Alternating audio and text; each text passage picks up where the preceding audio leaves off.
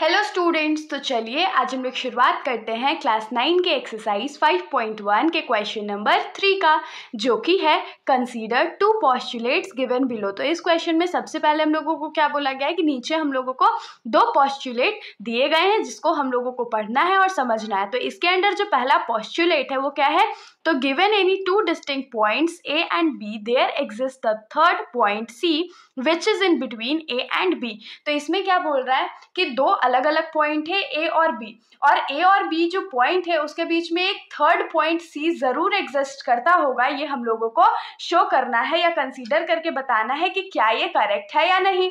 अब जो second postulate है वो क्या है, तो there exist at least 3 points that are not on the same line. अब इसमें क्या बोल रहा है कि एटलीस्ट 3 पॉइंट ऐसे होते होंगे जो कि एक स्ट्रेट लाइन में नहीं होते होंगे, स्ट्रेट लाइन के अगल बगल होते होंगे।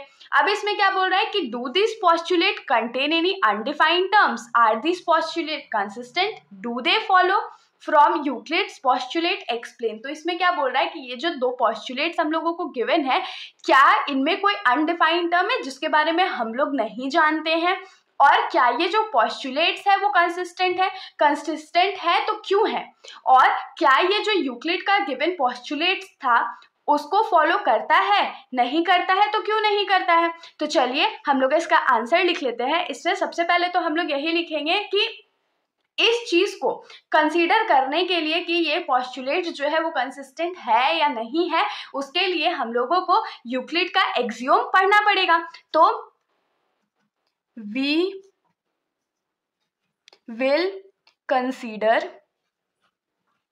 Euclid's axioms। इन सबको सॉल्व करने के लिए सबसे पहले तो हम लोगों को यूक्लिड का जो एक्सियोम है उसको चेक करना पड़ेगा।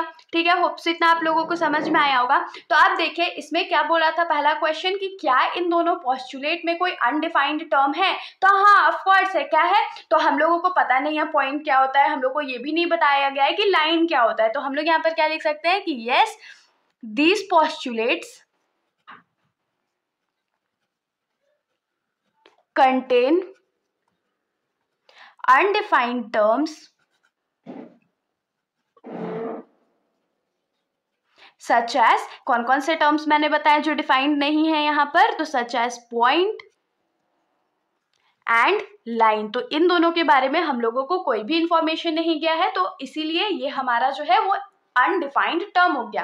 अब नेक्स्ट क्या पूछा था कि क्या ये दोनों पोस्टुलेट जो है वो कंसिस्टेंट है, तो ऑफ कोर्स ये दोनों पोस्टुलेट जो है वो कंसिस्टेंट है, क्योंकि दोनों पोस्टुलेट दो डिफरेंट टॉपिक्स पे बात कर रहे हैं और दोनों का जो सेंस है या जो मीनिंग है वो एकदम डिफरेंट है।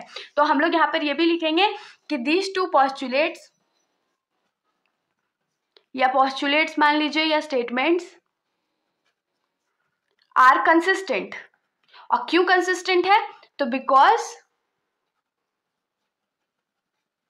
दे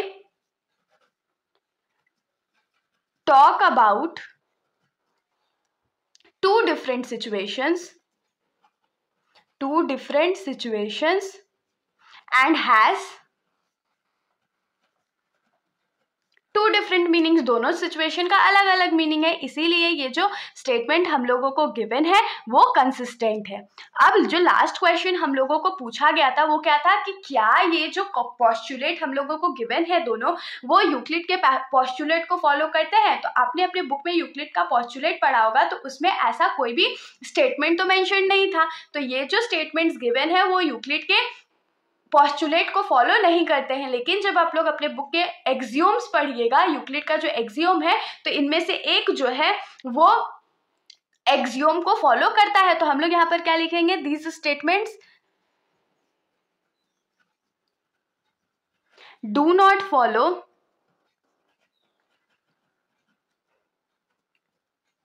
यूक्लिड्स पोस्टुलेट बट फॉलो